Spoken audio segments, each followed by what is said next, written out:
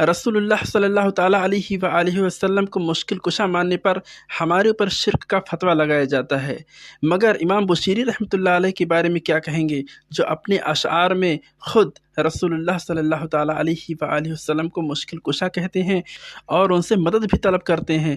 آئیے سنتے ہیں مفتی سلمان اجری صاحب سے، آئیے سنتے ہیں۔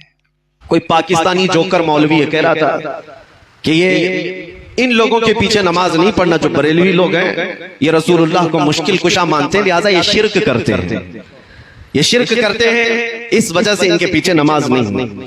ایک طرف تو تم ہمیں مشرک کہتے ہو اور دوسری طرف اتحاد کا نعرہ بھی لگاتے ہو، پھر اگر ہم تمہارے پیچھے نماز نہ پڑھیں تو تمہیں درد کیوں ہوتا ہے، تکلیف کیوں ہوتی ہے؟ لیکن یہ جملہ مجھے بڑا سخت لگا کہ نبی پاک صلی اللہ تعالیٰ علیہ وسلم کو اگر آج کوئی مشکل کشا سمجھے، اپنی مشکلوں کا حل کرنے والا آقا سمجھے، تو یہ صاحب ہمیں مشرک قرار دیتے ہیں۔ پھر شرف الدین امام بوصیری کے بارے میں تمہارا کیا خیال ہے، جو لقوہ اور فالج کے اثر کے بعد اپنے بستر پر لیٹ کر کے حضور کی بارگاہ میں یوں کہتے ہیں، یا اکرم الخلق مالی من الود به سواک عند حلول الحادث العمم ولن يضيق رسول الله جاهك بي اذا الكريم تجلى باسم منتقم۔ میں اسلاف کا عقیدہ بتا رہا ہوں سنیو، شرف الدین امام بوصیری مصر کے رہنے والے، اسکندریہ میں آج بھی ان کا مزار پاک ہے۔ آج سے تقریباً 7 صدیوں پہلے کی ایک بزرگ شخصیت کا ذکر ہے۔ ان کے جسم پر جب فالج کا اثر ہو گیا، پیرالائز، جانتے ہیں فالج کا اثر جب ہو جائے تو انسان چلنے پھرنے سے بھی عاجز ہو جائے، اٹھ پھر نہیں سکتا، علاج بہت کرایا حکیموں سے، شفا یابی نہیں ملی۔ پھر اخیر میں شرف الدین بوصیری نے قصیدہ لکھنا شروع کیا، مولا یا صلی وسلم دائما ابدا۔ یہ قصیدہ آج پوری دنیا میں مشہور ہے، اس کے 2 شعر آج بھی حضور کی جالیوں کے دروازے پر بھی لکھے ہوئے موجود ہیں۔ هو الحبیب الذی ترجا شفاعته لکل حول من الاحوال مقتحم۔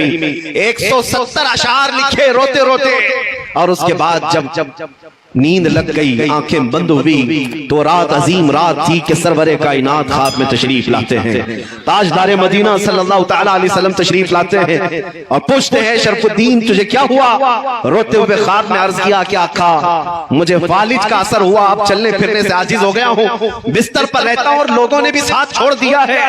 نبی کریم صلی اللہ تعالیٰ علیہ وسلم نے ارشاد فرمایا، شرف الدین بوصیری تو نے جو قصیدہ ہماری شان میں لکھا وہ ہمیں بھی تو سناؤ۔ انہوں نے اپنا قصیدہ لکھا تھا، لیکن جو پہلا شعر ہے، پہلا مصرع، اس کا ایک ہی مصرع ان سے بن پایا تھا، دوسرا مصرع نہیں بنا تھا۔ مولا یا صلی وسلم دائما ابدا، بس اتنا ہی مصرع بنا تھا، دوسرا نہیں تھا۔ وہ خواب میں میرے آقا کو سناتے رہے، مولا یا صلی وسلم دائما ابدا، رک جاتے، نبی پاک نے ارشاد فرمایا، بوصیری اس کا اگلا مصرع میری جانب سے ہے، علی حبیبک خیر الخلق کلہم۔ اور اس کے بعد ان کے جسم پر اپنا ہاتھ پھیرا اور رات کو اپنی ایک چادر اٹھا کر شرف الدین بوصیری کو عطا کیا۔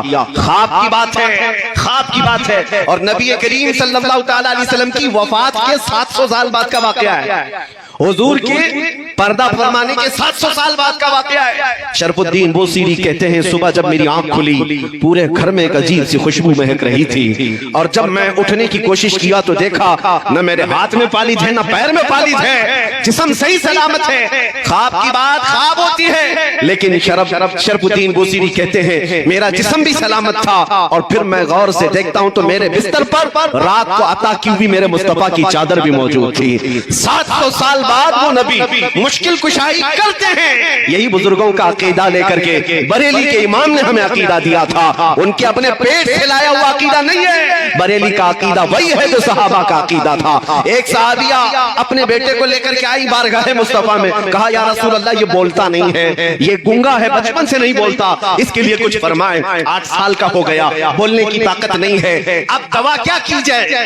جس کی زبان چلتی ہی نہ ہو، پیدائشی بولتا نہ ہو۔ نبی پاک کے پاس جب وہ خاتون آئی، میرے عزیزو آج ان لوگوں سے پوچھو وہ خاتون کیوں رسول اللہ کے پاس گئیں؟ ارے زبان دینا تو اللہ کا کام ہے، قوت گویائی اللہ بخشتا ہے۔ صحابیہ تو مصطفیٰ کے دربار میں آئی ہے کہ عقیدہ دینے کے لیے، دیتا اللہ ہی ہے، دروازہ مصطفیٰ کا ہوتا ہے، کیونکہ میرے آقا نے فرمایا ہے انما انا قاسم واللہ یعطی، اللہ دیتا ہے اور میں تقسیم کرتا ہوں۔ وہ صحابیہ قریب آئیں حضور پاک صلی اللہ علیہ وسلم کے پاس اپنا بیٹا لے کر کے، حضور نے کیا علاج فرمایا؟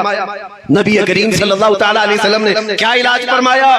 کچھ نہیں، اس چھوٹے سے ننھے سے بچے کو قریب بلایا اور پوچھا اس بچے سے کہ من انا، بیٹے اے لڑکے بتا میں کون ہوں؟ وہ جو پیدائشی گنگا تھا وہ بچہ بول پڑا اشہد انک محمد رسول اللہ، میں گواہی دیتا ہوں کہ آپ محمد صلی اللہ علیہ وسلم اللہ کے رسول ہیں۔ اسی عقیدے کو ہمارے امام نے فرمایا تھا کون دیتا ہے دینے کو منہ چاہیے، دینے والا ہے سچا ہمارا نبی۔